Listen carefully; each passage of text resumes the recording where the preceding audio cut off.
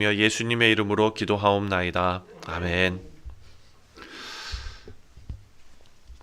네, 사랑하는 성도님들, 우리가 미가서 묵상을 하면서 다시 한번 정리하면 하나님께서 이 땅에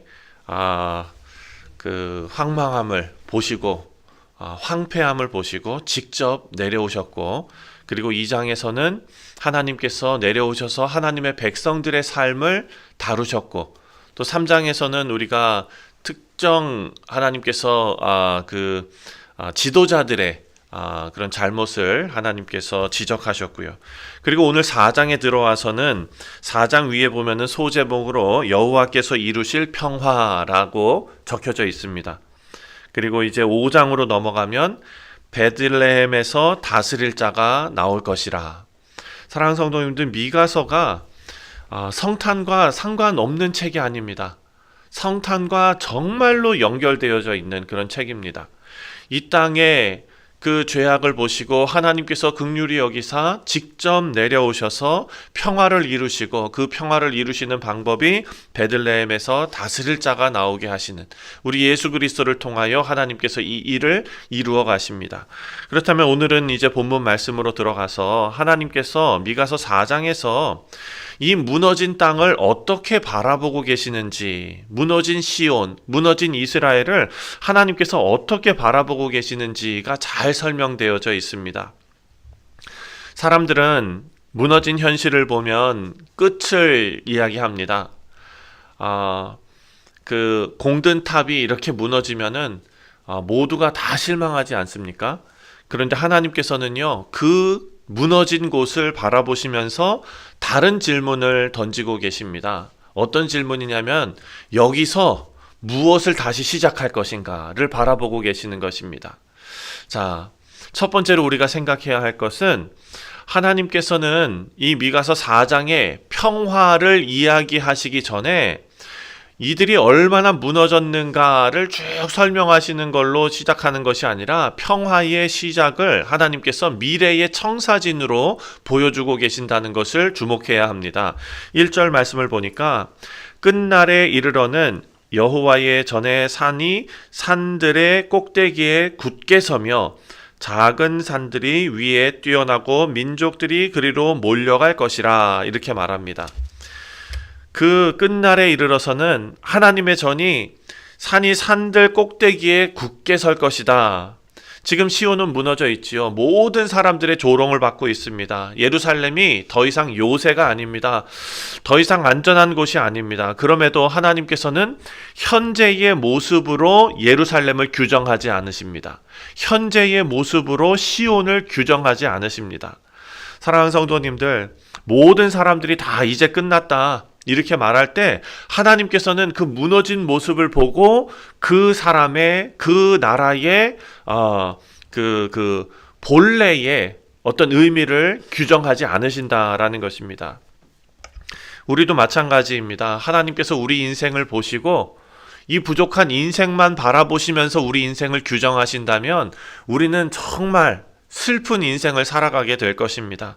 그런데 하나님께서는요, 우리의 무너진 이 인생을 보시면서 예수 그리스도의 의가 덧입혀진 것을 하나님 보시는 거예요. 그래서 하나님께서는 무너져 있지만, 스틸 아직까지 죄 가운데 우리가 힘들어하고 있지만 하나님께서는 거기에서 우리의 미래를 보십니다. 자, 하나님께서 우리를 의롭다 칭해 주셨습니다. 그리고 우리의 그 죄악된 모습 속에서도 하나님의 영광의 자리에 이르기까지 성화의 과정을 하나님께서는 다 바라보고 계신다라는 것입니다. 그래서 하나님께서는 아직 시작도 안 했다, 아직 시작도 안 했다라고 말씀하시는 것입니다. 그리고 시온을 향해서 이제 많은 이방 사람들이 몰려오게 됩니다. 오라, 우리가 여호와의 산에 올라가자. 4장 2절 말씀이죠. 사랑하는 성도님들, 사람들이 몰려오는 이유가 있습니다. 예루살렘이 안전하게 회복됐기 때문입니까? 전혀 아닙니다. 경기가 살아나고 경제가 살아났기 때문입니까? 전혀 아닙니다. 오늘 본문 말씀을 보면 하나님께서 다시 중심이 되셨기 때문이었습니다. 그러니까 회복은 겉모습에서 시작되지 않는다는 것을 우리에게 보여주고 있습니다. 사랑하는 성도님들, 한 인생이 무너졌다가 경제적으로 좀 회복이 되고 좀 가정이 안정이 되고 이렇게 되면 회복이 됐다고 생각하는 착각에 빠질 수 있는데 그것이 아닙니다. 경제적으로 어려운 가운데 무너져 있어도 회복이 시작될 수 있는 거예요. 하나님의 시선이 머무는 자리에서 회복은 시작된다라는 것이 미가서에 하나님께서 평화를 주시는 평화를 이루시는 어찌 보면은 원리라고 우리가 볼 수 있습니다. 그래서 우리가 우리 인생에 하나님 앞에 구할 것은 하나님의 얼굴빛이 머물게 하여 주옵소서. 이것을 우리는 꼭 구해야 될 줄 믿습니다. 하나님께서는 무너진 시온을 버리지 않으시고 무너진 자리에서 다시 시작하셨다라는 것이 전반부의 내용입니다. 이제 3절부터 5절까지의 내용을 보면 무너진 시온을 다시 시작하시는데 그 다음에 보여주시는 내용이 훨씬 더 중요합니다. 자, 4절 말씀을 보니까 각 사람이 자기 포도나무 아래와 자기 무화과 나무 아래에 앉을 것이라. 그들을 두렵게 할 자가 없으리니 이는 만군의 여호와의 입이 이같이 말씀하셨음이라. 아멘. 여러분, 여기서 중요한 것이 무엇이냐? 바로 각 사람이 남의 포도나무 아래 앉는 것이 아닙니다. 저 멀리 잘 되는 땅에 무화과 나무 아래에 앉는 것이 아닙니다. 어디에 앉았다고요? 자기 포도나무 아래에 앉았다. 이것이 참 중요한 말씀입니다. 여기에서는 하나님께서 이제 새로 시작할 거니까, 다시 시작할 거니까 이제 다른 데로 이주하라, 다른 데로 이사가라, 어디론가 떠나서 새롭게 시작하라, 이런 명령이 하나도 없습니다. 하나님께서는 같은 자리에서 시작하기를 원하십니다. 그 자리가 정말 그 두려움의 자리고 그 자리가 무너졌던 자리임에도 불구하고 하나님께서는요, 이제 그 자리가 더 이상 두려움의 자리가 아니다라고 선언하시면서 우리 삶의 무대를 바꾸지 않으신다라는 것입니다. 대신 우리 삶의 무대 위에서 그 의미를 바꾸신다. 이어서 하나님의 말씀이 선포되는데 3절 말씀을 보면 그가 많은 민족 사이에 이를 심판하시며 먼 곳 강한 이방 사람들의 판결하시리니 무리가 그 칼을 쳐서 보습을 만들고 창을 쳐서 낫을 만들 것이며. 자, 여기 보니까 칼을 쳐서 보습을 만든다, 삽을 만든다는 뜻이죠. 그리고 창을 쳐가지고 곡식 농사하는 낫을 만든다는 얘기예요. 전쟁이 있었던 현실은 그대로 있습니다. 칼과 창도 그대로 있습니다. 그런데 사랑하는 성도님들, 쓰임이 바뀌는 거예요. 쓰임이. 그러니까 우리가 같은 상황이고 같은 인생의 문제가 그대로 있는데요, 하나님께서는 그 인생을 떠나서 다른 데로 그냥 가서 피신하라, 가서 새로 시작하라가 아니라 그 상황 안에서 모든 것의 의미를 하나님께서 다 바꾸시는 것입니다. 우리의 건강의 어려움, 우리의 경제적인 어려움, 이 모든 것에 쓰임이 달라진다라는 것입니다. 이제 사랑하는 성도님들, 싸우던 손이 일하는 손이 되었습니다.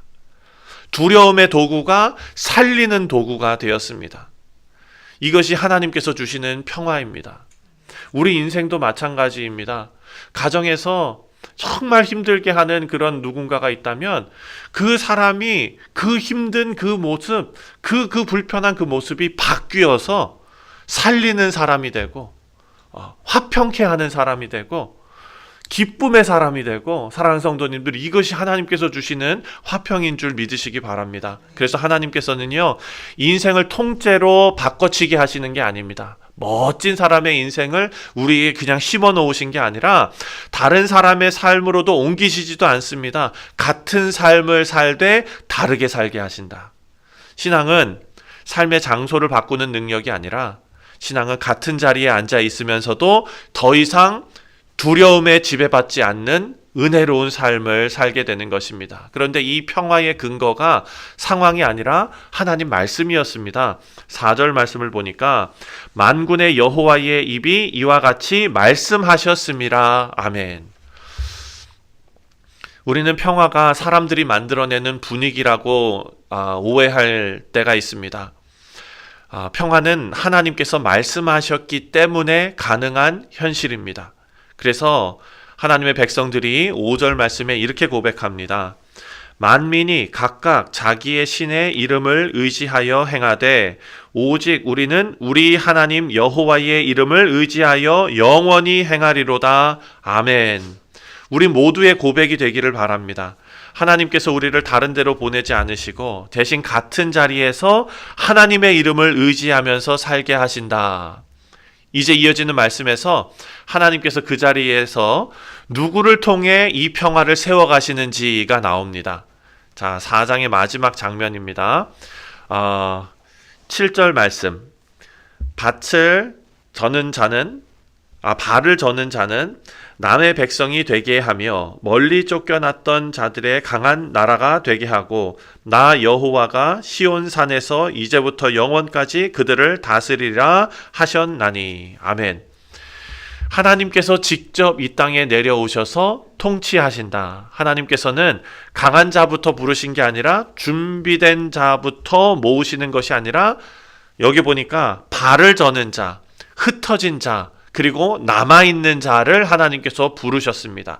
그리고 하나님의 중심을 선언하시는데 여호와께서 시온산에서 이제부터 영원까지 그들을 다스리시리라. 이 나라는 사람의 의지로 세워진 게 아닙니다. 좋은 사람들, 아주 그냥 정상적이고 모든 것이 다 잘 되는 사람들이 모여서 하나님 우리가 다 준비됐으니 와서 통치하여 주옵소서가 아니라 하나님께서는요, 저는 자, 흩어진 자, 남아있는 자들을 다 모으셔서 사람의 의지가 아니라 사람의 조직이 아니라 하나님께서 직접 다스리는 나라로 흩어진 인생을 다 묶으셨다라는 게 오늘 본문의 핵심입니다. 그리고 그 하나님께서 지금도 그 일을 조용히 하고 계시고 그리고 그 일을 우리와 함께 하고 싶어 하십니다. 말씀을 냈습니다.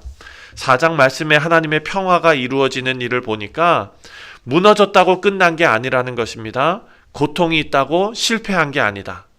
흩어져 버렸다고 다 버려진 게 아니다. 하나님께서 그 무너진 자리에서 다시 시작하시고 그 시작을 우리 삶 속에서 오늘도 조용히 하나님께서 이루고 계심을 믿으시는 우리 사랑하는 성도님들 되시기를 주님의 이름으로 축원드립니다. 기도하겠습니다. 하나님 아버지, 우리 인간의 판단으로 그냥 끝났다라고 말한 그 자리에서 우리 하나님께서는 시작을 준비하고 계심을 믿습니다. 하나님, 우리가 인생 살아가면서 지금 이해되지 않는 그런 시간 속에서 방황하면서 힘들어할 경우가 많습니다. 하지만 하나님의 손이 우리를 붙들고 있음을 믿게 하여 주시고 흩어진 우리의 마음을 다 다시 모아서 하나님의 백성으로 살아가게 하여 주시옵소서. 감사드리오며 예수님의 이름으로 기도하옵나이다. 아멘.